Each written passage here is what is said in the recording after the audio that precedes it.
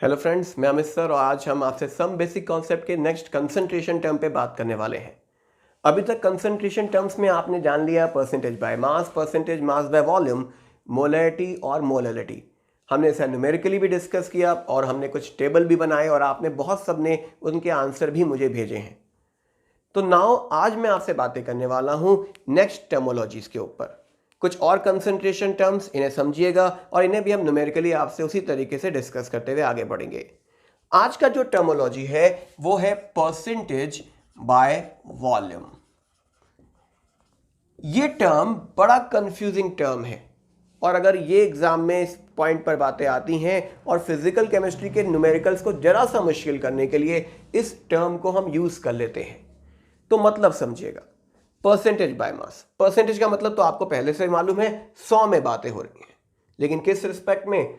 Volume के respect में। मतलब इसे आप लिख सकते हो V अपॉन V भी। इसका मतलब क्या होगा? इसका सिंपल सा मतलब होगा volume of solute dissolve in 100 ml of solution. Volume किस में लिया होगा? वो भी ml में लिया होगा। तो वॉल्यूम यानी ml ऑफ सॉल्यूट किस में? 100 ml ऑफ सॉल्यूशन में। जनरली ये मेथड यूज किया जाता है हमारे गैसेस रिएक्शंस के साथ।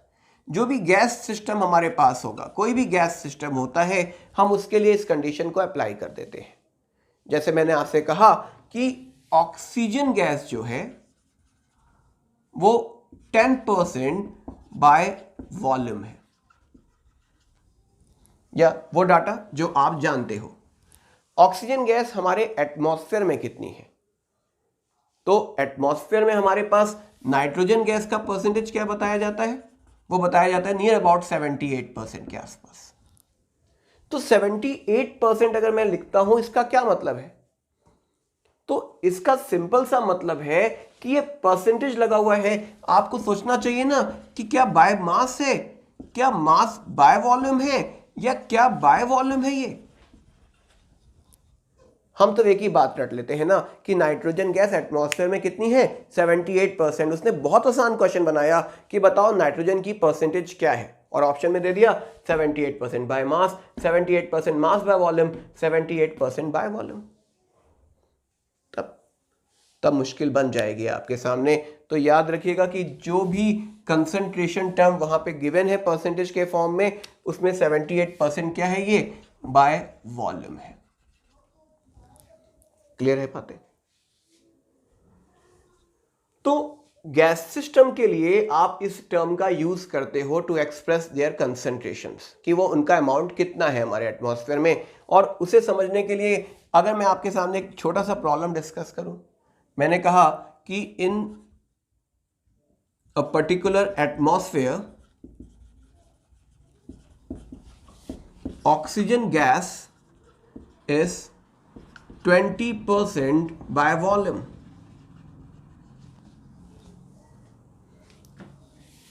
Calculate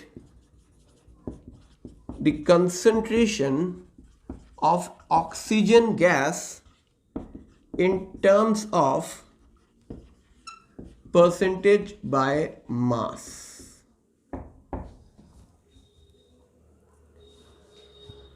अब क्या करें? अब हमारा क्वेश्चन में आपको जो बातें क्लियर करनी है वो समझिएगा। उसने आपको आगे कंडीशन एक और भी आपको डाटा में गिवन किया है। 20% ऑक्सीजन गैस है और उस एटमॉस्फेयर में 80% नाइट्रोजन गैस है। ये उसने लिख के दिया हुआ है आपको, और आपसे कहता है कि इस क्वेश्चन को सॉल्व करके, तो सॉल्व करके देखते हैं कैसे करना है। देखो बेटे, आपके पास प्रॉब्लम है 20% ऑक्सीजन गैस और 80% नाइट्रोजन गैस बाय वॉल्यूम है, और आपसे कहता है कि ऑक्सीजन को परसेंटेज बाय मास में बताओ। सबसे पहली बात जो हमें मालूम होनी चाहिए कि आपको अगर 20% ऑक्सीजन गैस दी गई है क्या बाय वॉल्यूम, इसका मीनिंग क्या है? इसका मीनिंग है कि अगर मैं 20 ml ऑक्सीजन गैस को लेना चाहता हूं, सिस्टम से उठाना चाहता हूं, तो मुझे उसके लिए 100 ml एयर को लेना पड़ेगा। क्लियर है बातें? यानी अगर 20 ml ऑक्सीजन गैस है तो 100 ml एयर होनी चाहिए। अब इस रिस्पेक्ट को जरा समझने की कोशिश कीजिएगा।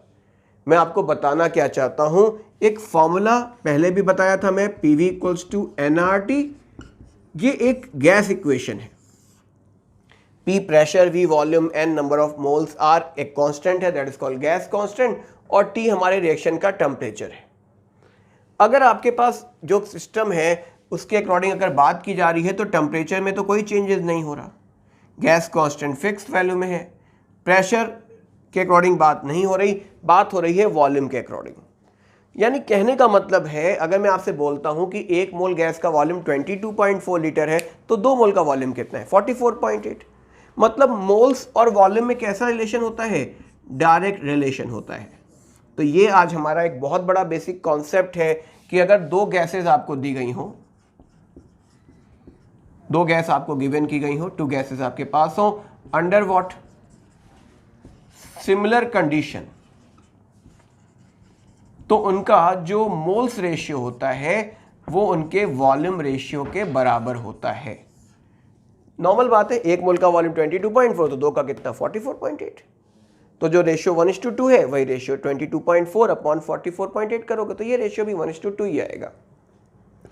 तो मोल्स किसके डायरेक्टली प्रोपोर्शनल है, वॉल्यूम के डायरेक्टली प्रोपोर्शनल है। इसका मतलब आपके पास 20 ml ऑक्सीजन गैस है, 100 ml एयर है। 100 ml एयर का मतलब 20 ml तो ऑक्सीजन, और 80 ml कौन सी गैस हो गई, नाइट्रोजन, क्योंकि उसने आपसे बोला हुआ है कि एटमॉस्फेयर में सिर्फ ऑक्सीजन और नाइट्रोजन गैस ही मेंशन की गई है। तो आप इस प्रॉब्लम को कैसे सॉल्व करते हो आगे, आइए इसे चेक करते हैं। इस क्वेश्चन को जरा सा हटा दिया जाए यहां से, हमें कुछ जगह चाहिए। क्या करें, आपने कहा कि जो रेशियो वॉल्यूम का होता है वही रेशियो मोल्स का होता है।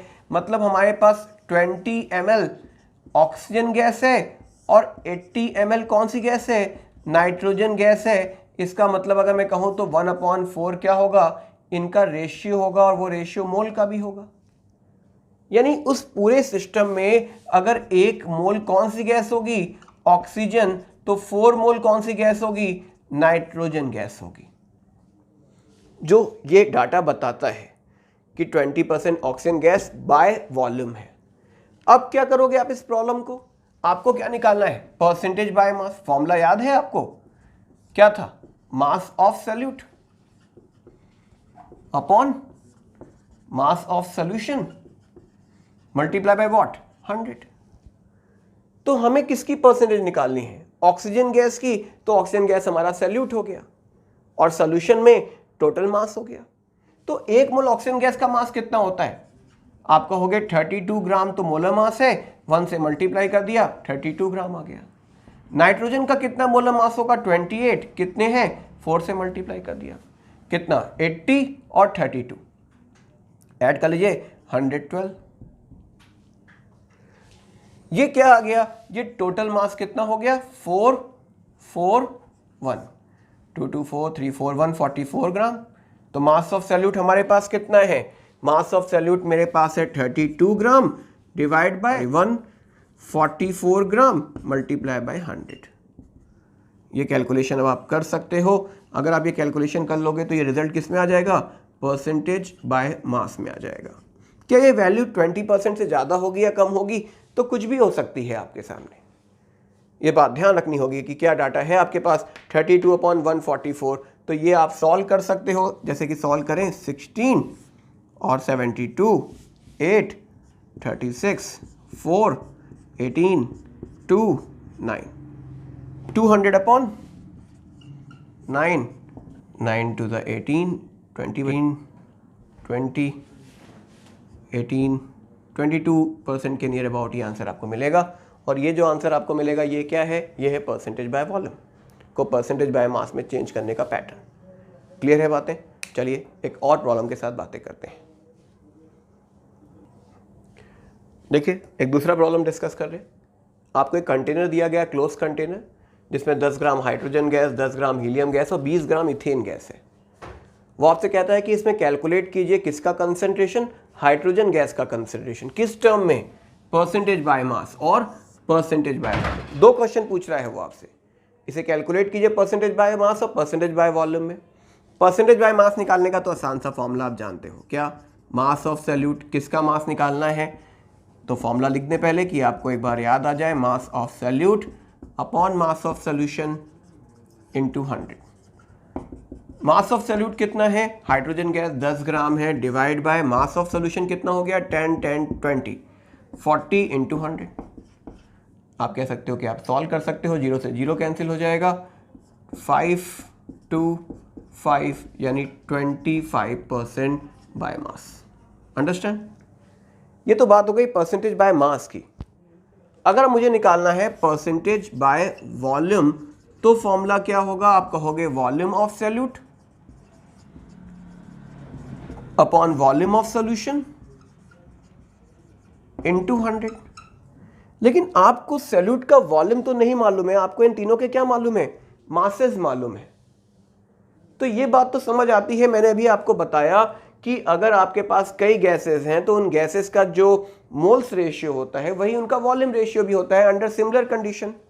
कंडीशन तो सेम होगी ना सबके लिए, एक ही कंटेनर है, एक ही टेम्परेचर पे होंगे।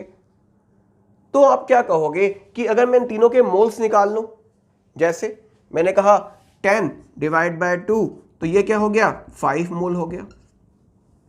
10 ग्राम हीलियम का मोलर मास 4, ये 2.5 मोल हो गया। 20 ग्राम C2H6 का कितना? 24 और 6 30, आप सॉल्व कर सकते थे, 2/3 मोल आ गया। इसका मतलब जो मोल का रेशियो होगा वही रेशियो वॉल्यूम का भी होगा। तो आपको किसके वॉल्यूम चाहिए? वॉल्यूम ऑफ सॉल्यूट मतलब हाइड्रोजन के मोल्स, यानी वॉल्यूम ऑफ सॉल्यूट को मैं लिख सकता हूं हाइड्रोजन के moles, upon volume of solution मतलब टोटल मोल्स। टोटल मोल्स 5 7.5 और 7.5 प्लस आप कह सकते हो 2.2/3। 2/3 मतलब हो गया ये कितना बेटे? 21, 22.5 प्लस 2/3 यानी 24.5, ऊपर 3 गया यानी 15/24.5, और ऊपर किससे मल्टीप्लाई करेंगे आप? 100 से मल्टीप्लाई कर देंगे। क्यों मल्टीप्लाई कर देंगे? Just because of what? क्योंकि आपको परसेंटेज का ये फॉर्म कैलकुलेट करना है। एक पॉइंट हटाइए, एक जीरो लेके जाइए, आपके पास क्या रिजल्ट आ गया? रिजल्ट आ गया 15,000/245। 5 से कैंसिल कर देते हैं, 3000, 5 4 जा 20, 9 49। इसे सॉल्व कर सकते हो आप। ये परसेंटेज क्या आ जाएगी? By volume. So now we have the way कि आपको परसेंटेज बाय मास या परसेंटेज बाय वॉल्यूम गिवन किया है, तो क्वेश्चन में क्या करना है? सिर्फ एक बेसिक बात समझनी है। बाय वॉल्यूम वाला प्रॉब्लम निकालते समय आपको ये बात समझ आनी चाहिए कि गैस के जो मोल्स रेशियो होते हैं वही रेशियो वॉल्यूम रेशियो भी होता है अंडर द सिमिलर कंडीशन। और आगे कई बार हम इस पॉइंट पर आपसे बातें करने वाले हैं। Next concentration term, mole fraction. Fraction का मतलब और उसके बाद मोल फ्रैक्शन का मतलब समझते हैं। मान लो मेरे पास एक एप्पल है और हमने इसके 4 बराबर पीसेस कर दिए। अगर इन 4 पीस में से मैंने एक पीस मिस्टर एक्स को लाके दे दिया कि ये आपका पीस है, तो कौन सा भाग मिस्टर एक्स को दिया गया? तो आप कहोगे कि मैंने 4 बराबर भाग किए थे और एक भाग दे दिया, यानी मैंने उसे 1/4 पार्ट गिवन किया। ये मतलब है फ्रैक्शन का, यानी टोटल में कितना। वैसे ही मोल फ्रैक्शन का मतलब टोटल मोल्स में कितने मोल्स। मतलब आपने सॉल्यूट लिया, आपने सॉल्वेंट लिया और क्या बना दिया? सॉल्यूशन बना दिया। इसे बनाने के लिए सॉल्यूट के कितने मोल्स लिए? n। सॉल्वेंट के कितने मोल्स लिए? Capital N। मैंने कहा मुझे सॉल्यूट का मोल फ्रैक्शन बताओ। तो सॉल्यूट का मोल फ्रैक्शन मतलब क्या होगा? तो मोल फ्रैक्शन को आप डिनोट करते हो कुछ इस साइन से। तो आप कहोगे कि सॉल्यूट का मोल फ्रैक्शन क्या होगा? तो सॉल्यूट का मोल फ्रैक्शन होगा सॉल्यूट के मोल्स अपॉन टोटल मोल्स। और सॉल्वेंट का मोल फ्रैक्शन क्या होगा? सॉल्वेंट के मोल्स अपॉन टोटल मोल्स। तो बहुत सिंपल सी बात है कि अगर आपसे मैं कहता हूं कि मोल फ्रैक्शन निकालो किसी पर्टिकुलर कंपोनेंट का, तो उस कंपोनेंट के moles divided by total moles करने होंगे आपको। जैसे एक और एग्जांपल समझते हैं कि मान लो एक कंटेनर में मेरे पास gas A, gas B, gas C मौजूद है। गैस A के मोल्स हैं Na, गैस B के मोल्स हैं Nb और गैस C के मोल्स हैं Nc। अगर आपको इन तीनों गैसेस के मोल्स मालूम है Na, Nb, Nc और मैं कहूँ मुझे गैस A का मोल फ्रैक्शन निकाल के दो तो क्या लिखोगे? आप कहोगे मैं लिख सकता हूँ गैस A के moles divide by total moles. तो क्या आ गया? गैस A का मोल फ्रैक्शन आ गया। मैं कहूँ गैस B का मोल फ्रैक्शन निकाल के दीजिए तो क्या करेंगे आप? आप कहोगे यार ये तो फिर वही बात हो गई, हमें सिर्फ क्या लिखना होगा ऊपर? गैस B के मोल्स लिखने होंगे। गैस C का लिखना होगा तो अब ये बोर होने वाला काम हो गया। लेकिन मुझे एक एक्सप्रेशन समझाना है आपको तो मैं इसे भी लिख देता हूं। ये हो गए गैस C के भी मोल फ्रैक्शन की वैल्यू को। किसी सिस्टम में यहां दो कंपोनेंट थे, यहां कितने कंपोनेंट थे? 3। अगर मैं इन दोनों कंपोनेंट्स के मोल फ्रैक्शन को सम कर दूं, देखिए तो ये सम करने पे वैल्यू आप करोगे तो 1 आ जाएगी। यहां पे कितने कंपोनेंट हैं? 3। मतलब अगर मैं इन तीनों के मोल फ्रैक्शंस का सम कर दूं तो ये वैल्यू भी कितनी आएगी? 1 आएगी। Na, Nb, Nc तीनों का कॉमन निकल जाएगा, ऊपर क्या आएगा? Na plus Nb plus Nc cut जाएगा, वैल्यू 1 आ जाएगी। तो मोल फ्रैक्शन अगर आपके पास है किसी पर्टिकुलर एक कंपोनेंट का और दूसरे कंपोनेंट का मोल फ्रैक्शन निकालने को कहता है तो 1 में से आप उसे माइनस कर सकते हो।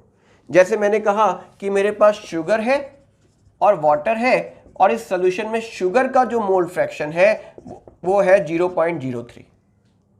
पूछा बताओ वाटर का मोल फ्रैक्शन क्या होगा, तो आप कहोगे कि दोनों के मोल फ्रैक्शन का सम कितना होना चाहिए? 1। तो आप सिंपल बात है 1 में से इसे माइनस कर देना, हमें किसका मोल फ्रैक्शन मिल गया? वाटर का मोल फ्रैक्शन पता लग गया। तो मोल फ्रैक्शन है क्या? अगर आप डिफाइन करने जाते हो कि व्हाट इज मोल फ्रैक्शन, तो mole fraction is just a ratio. Mole fraction क्या है? Is just a ratio of moles of the one component to moles of to total moles of the all component।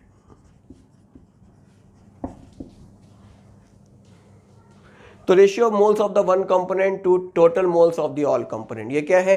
Mole fraction का एक particular ratio है जो आप use करते हो to define mole fraction. तो मोल फ्रैक्शन अब आपको समझ में आना चाहिए। अब इसे न्यूमेरिकली मोल फ्रैक्शन को किस तरीके से रिलेट करेंगे मैं अब आपको ये समझाने जा रहा हूं। कोशिश कीजिएगा मोल फ्रैक्शन के इस पॉइंट को समझने की। मैंने आपसे क्वेश्चन मेंशन किया कि मैंने बताया कि हमने यूरिया को डिसॉल्व किया इन वाटर एंड एक सॉल्यूशन बनाया इन विच मोल फ्रैक्शन ऑफ यूरिया जो है वो 0.2 गिवन किया गया। उसने कहा कैलकुलेट करो, पहला परसेंटेज बाय मास, दूसरा सॉल्यूशन की मोलैलिटी। ये 2 क्वेश्चंस आपके पास आ गए। तो आप इस प्रॉब्लम को कैसे करोगे? इस प्रॉब्लम को सॉल्व करने के लिए हमारे पास 2 डिफरेंट मेथड्स हैं। आप किसी भी एक मेथड के साथ जाके इस क्वेश्चन को सॉल्व कर सकते हो। मैं मेथड नंबर 1 बता रहा हूं जो बहुत सिंपल सा मेथड है और आप उसे यूज करके अपना क्वेश्चन कर सकते हो। 0.2 मेरे पास लिखा हुआ है, आपने कहा इसका मतलब होगा यूरिया के मोल्स अपॉन यूरिया के मोल्स प्लस वाटर के moles is just a ratio of moles of one component to total components. तो 0.2 जो है उसे आप क्या लिख सकते हो? आप लिख सकते हो ना 2/10 या आप लिख सकते हो 1/5। मतलब अगर मैं ये मान लूं, लेट अस कंसीडर, क्या कंसीडर कर ले हम लोग कि 1 मोल अगर मेरे पास यूरिया है तो उन दोनों के मोल्स का सम कितना है? 5। मतलब वाटर के कितने मोल्स होंगे? आप कहोगे वाटर के मोल्स होंगे हमारे पास 4 मोल, क्योंकि टोटल का सम 5 है तो वाटर के तो 4 मोल्स हो जाएंगे। आपको दोनों के मोल्स मालूम है। परसेंटेज बाय मास कैसे निकालोगे? मास ऑफ सॉल्यूट कौन है? यूरिया। कितने मोल है? 1 मोल। यूरिया का मोलर मास आप निकाल सकते हो 60। ये क्या आ गया? Mass of urea upon mass of solution. Water कितना है? 18। कितने मोल्स है? 4 मोल। मल्टीप्लाई कर लीजिए, कितना? 72। टोटल मास कितना हो गया? ऐड कर लो, 132 इंटू 100। क्या आ गया? Percentage by mass. दूसरा कहता है कि कैलकुलेट करो मोलैलिटी। ये कैसे निकालोगे? आपने कहा इसके लिए क्या चाहिए? Moles of solute upon mass of solvent in kilogram. याद होगा फॉर्मूला। मोल्स ऑफ सॉल्यूट कितने हैं? आपने 1 मान लिया है। और सॉल्वेंट कितने ग्राम है? 72 ग्राम में है। ऊपर क्या कर दूं? 1000, 500, 36, 250, 18, 125, 9। तो 125 बाय 9 आगे सॉल्व कीजिएगा। स्मॉल m से हम इसे डिनोट कर देते हैं क्वेश्चन को करते समय। ये तो हो गया हमारा मेथड नंबर 1, जो बहुत इजी मेथड के साथ बताया गया। मेथड 2 क्या है जो बुक ज़्यादा लिखती हैं? मेथड 2 में हम एक पर्टिकुलर सॉल्यूशन को कंसीडर कर लेते हैं। जैसे हमने मान लिया कि let us consider 100 gram water present in this solution. कितने ग्राम वाटर आपने मान लिया? 100 ग्राम वाटर मान लिया। अगर हम 100 ग्राम वाटर मान लें तो आपको सॉल्वेंट के तो मोल्स पता लग गए। तो आप क्या लिखोगे? मोल्स कितने हैं यूरिया के? 0.2 मोल फ्रैक्शन, यानी यूरिया के मोल्स अपॉन यूरिया के मोल्स अपॉन वाटर के मोल्स। 0.2 को आपने क्या लिख दिया? 1/5। यूरिया के कितने मोल्स हैं? मुझे नहीं मालूम। वाटर के कितने मोल्स हैं? मुझे मालूम है। कितना? 100/18, क्योंकि 100 ग्राम आपने मान लिया है वाटर। अब क्या करोगे? आप सॉल्व कर सकते हो। कितना? 50/9। आगे सॉल्व कीजिए। क्या लिखोगे? 9n upon 9n plus 50। ये तो सॉल्व करना आपको आना चाहिए। क्रॉस मल्टीप्लाई कर देते हैं। अगर आप क्रॉस मल्टीप्लाई करोगे तो क्या रिजल्ट बन के आएगा? आइए से देखते हैं। अगर आप क्रॉस मल्टीप्लाई करते हो तो हमारे पास वैल्यू आ जाएगी 9n plus 50 equals to 45n। तो 50 इक्वल्स टू क्या हो जाएगा? 45n माइनस 9n, यानी कितना? 36n। n कितना आ गया? 50/36 मोल। यानी इतने मोल क्या होगा? यूरिया होगा। कितने में? 100 ग्राम में। तो अगर मैं मोलैलिटी डायरेक्ट निकालने का फॉर्मूला यूज करूं तो क्या फॉर्मूला था? मोल्स ऑफ सॉल्यूट कितने? 50/36 divide by mass of solvent 100 multiply by 1000। कितना आ गया? 500/36, 250/18, 125/9। आप देख सकते हो पहले भी हमारा आंसर आया था 125/9 और अभी भी 125/9। तो ये वे है जिससे आप मोल फ्रैक्शन को रिप्रेजेंट कर सकते हो। Next concentration term ppm by mass. ppm by mass का मतलब है पार्ट्स पर मिलियन।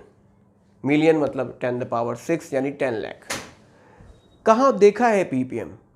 तो अगर आप ppm देखोगे तो आपको ppm कहीं दिख जाएगा। जैसे आप देखने जाओगे ना ppm कभी, तो हो सकता है कि आपको ppm कुछ इस तरीके से दिख जाए कि ये हमारा एटमॉस्फेयर है, उसमें ये गैस जो हमारे पास गैस X है उसको 40 ppm होना चाहिए था और वो अभी है 60 ppm। मतलब वो अभी हमारे पास नॉर्मल लेवल से ज़्यादा है। मतलब वो बताएगा कि गैस में पोल्यूशन के अकॉर्डिंग बातें हो रही होंगी। हमें वो सब बातें नहीं करनी, मुझे बताना है ppm कहाँ देखोगे। तो ppm ऐसे डाटा में दिखता है जो उस अमाउंट को बताता है जो हमें गैसेस सिस्टम पे भी मिलता है। इसके अलावा ppm हमें वहाँ मिलता है जहाँ पर ये अमाउंट बहुत ज़्यादा कम होता है। जैसे इसी पोल्यूटेंट गैस का अमाउंट मान लो एटमॉस्फेयर में बहुत कम है, तो उसे एक्सप्रेस करने के लिए परसेंटेज बाय मास यूज़ नहीं करते, वो ppm यूज़ कर लेते हैं। तो ppm टर्म जो पार्ट्स पर मिलियन का टर्म आपके पास है, इसे डिफाइन कैसे करते हैं?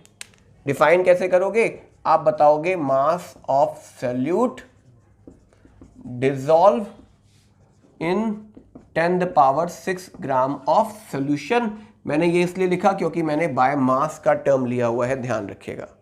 और पीपीएम निकालने का फॉर्मूला क्या लिखोगे? पीपीएम बाय मास का फॉर्मूला निकालने के लिए फॉर्मूला होगा mass of solute upon mass of solution into 10⁶। ये फॉर्मूला वैसा ही है जैसा परसेंटेज बाय मास का था। वो फॉर्मूला क्या था? Mass of solute upon mass of solution into 100। वो 100 ग्राम में था, ये 10⁶ ग्राम में है। तो पीपीएम कंसंट्रेशन टर्म जो हमारे पास है, ये किस लिए यूज किया जाता है? फॉर दोज सॉल्यूट्स, कौन से सॉल्यूट्स? जिनका अमाउंट ज्यादा हो या कम हो। तो आप बताते हो फॉर दोज सॉल्यूट जिनका अमाउंट कैसा हो? Very small. जिनका अमाउंट बहुत ज्यादा कम होता है, हम उन सॉल्यूट्स के लिए पीपीएम टर्म का यूज करते हैं। तो पीपीएम का मतलब जैसे मैंने बोला कि 40 पीपीएम बाय मास मेरे पास क्लोरोफॉर्म का एक सॉल्यूशन है। तो क्या मतलब हुआ इसका? इसका मतलब हुआ कि 40 ग्राम क्लोरोफॉर्म होगा 10⁶ ग्राम ऑफ सॉल्यूशन में। That is the meaning about ppm कि 40 ग्राम क्लोरोफॉर्म प्रेजेंट होगा 10⁶ ग्राम ऑफ सॉल्यूशन में। क्लियर है बातें? तो जब भी पीपीएम लिखा हुआ मिल जाए, आपको यह बात समझनी है कि पीपीएम टर्म का क्या मतलब है। आइए एक न्यूमेरिकल से डिस्कस कर लें। मैंने आपसे सेम क्वेश्चन में बोला कि chloroform dissolve in water and make a solution of 40 ppm by mass, calculate its concentration in terms of पहला परसेंटेज बाय मास, दूसरा मोलैलिटी। ये पूछ लिया उसने आपसे। तो 40 ppm अगर आपको गिवन किया गया है बाय मास, तो इसका मतलब अभी आपने समझा क्या मतलब था? 40 ग्राम क्लोरोफॉर्म होगा कितने में? 10⁶ ग्राम सॉल्यूशन में। तो इसमें सॉल्यूशन जो 10⁶ ग्राम दिया हुआ है, इसमें 40 ग्राम सॉल्यूट भी है। यानी वाटर कितना है? 10 lakh minus 40 equal to 10 lakh. अरे ये क्या? अब खुद बात है कि 10 लाख में से 40 माइनस कर दो तो लगभग वैल्यू 10 लाख के ही तो बराबर रहेगी। इसका मतलब हम ये जो मास ऑफ सॉल्यूशन है, इसी को मास ऑफ सॉल्वेंट भी मान सकते हैं। आप क्या करोगे? परसेंटेज बाय मास निकालना है तो क्या लिखोगे? Mass of solute 40 upon mass of solution. ये तो क्वेश्चन आसान हो गया, 3 जीरो कैंसिल कर दिए, 4 इंटू 10⁻³ पहला आंसर आपको मिल गया बाय मास के टर्म्स में। दूसरा टर्म कहता है कि कैलकुलेट करो मोलैलिटी। फॉर्मूला क्या है? Moles of solute upon mass of solvent. अगर ग्राम में है तो ऊपर क्या कर दूं? 1000 से मल्टीप्लाई। लेकिन किसका मास? सॉल्वेंट का मास। ये फॉर्मूला मैं बार बार नहीं रिपीट कर रहा हूं क्योंकि आप सम बेसिक कॉन्सेप्ट की क्लासेस देखते हुए आ रहे हैं, और अगर आप डायरेक्ट इस क्लास में आए हो तो आपको फॉर्मूला मालूम होना चाहिए पहले भी। अगर नहीं मालूम तो प्लीज़ पीछे जाके वो क्लासेस भी देखिए जिससे आपको ये फॉर्मूला मिल जाए। हमने इन्हें डिफाइन किया हुआ है सभी को। तो N/W इंटू 1000। N क्या है? मोल्स ऑफ सॉल्यूट कितने? 40। क्लोरोफॉर्म का क्या चाहिए होगा? Molar mass. आइए निकालते हैं। कार्बन 12, हाइड्रोजन 1, क्लोरीन 35.5 कितना? इंटू 3, 15, 16, 10, 106.5 और 13 कितना आ गया? 119.5। तो क्या करूं? पुट कर दूं 119.5। और क्या करना होगा? और आपको चाहिए सॉल्वेंट का मास। ये तो मोल्स हो गए। सॉल्वेंट का मास कितना है? मैंने भी बताया 10⁻6 ही मान लो। ऊपर क्या करोगे? 1000 से मल्टीप्लाई। 1 2 3 4, एक पॉइंट हटाओगे, ऊपर और आएगा 10, 5, ये बचेगा 10। तो 4/11950 ये रिजल्ट आएगा। और आगे क्या लिख दोगे? Small m। ये क्या आ गई? हमारे सॉल्यूशन की मोलैलिटी आ गई। तो ये टर्मोलॉजी है पीपीएम बाय मास। अभी तक कौन कौन से टर्म्स देख लिए? Percentage by mass, percentage mass by volume, percentage by volume, molarity, molality, ppm और मोल फ्रैक्शन। ये 7 टर्मोलॉजीज हमने देख ली। अब मेन टर्मोलॉजी जो आती है वो आती है नॉर्मलिटी, और नॉर्मलिटी ग्राम इक्विवेलेंट के साथ भी लिंक हो जाती है और कहीं ना कहीं टॉपिक में बातें बढ़ने लग जाती हैं। अभी हम नॉर्मलिटी वाले टॉपिक पे बहुत डिटेल कवर नहीं करेंगे नेक्स्ट क्लास में। मैं आपको नॉर्मलिटी छोटे फॉर्म में बताऊंगा, लेकिन हम जब मोल कॉन्सेप्ट के बाद ग्राम इक्विवेलेंट वाला चैप्टर शुरू करेंगे तो बहुत मज़ा आएगा आपको। ये सबसे मुश्किल फिजिकल का चैप्टर है और प्रॉमिस कि आपको ये समझ आ जाएगा। अब बात करते हैं कि ओवरऑल जो टॉपिक आपके सामने हुए उनकी प्रॉब्लम्स आप लगा लीजिए, और अगर आपको कोई प्रॉब्लम आती है इन सभी टॉपिक्स में जो मैंने आपको बताए, अगर कोई टॉपिक नहीं समझ आया या कोई पॉइंट नहीं समझ आया तो प्लीज़ कमेंट में मेंशन कीजिए, और अगर अच्छा लगा हो तब भी कमेंट में कुछ ज़रूर मेंशन किया करिए, इससे हमारा कॉन्फिडेंस बनता है। ओवरऑल अगर आपको लेक्चर अच्छा लग रहा हो तो प्लीज़ उसे शेयर कीजिए, चैनल सब्सक्राइब कीजिए कि अगला कंसंट्रेशन टर्म नॉर्मलिटी हम आप तक पहुंचा सकें जल्दी से जल्दी। बाकी सारी बातें नेक्स्ट टर्म पर होंगी। That's all, thank you.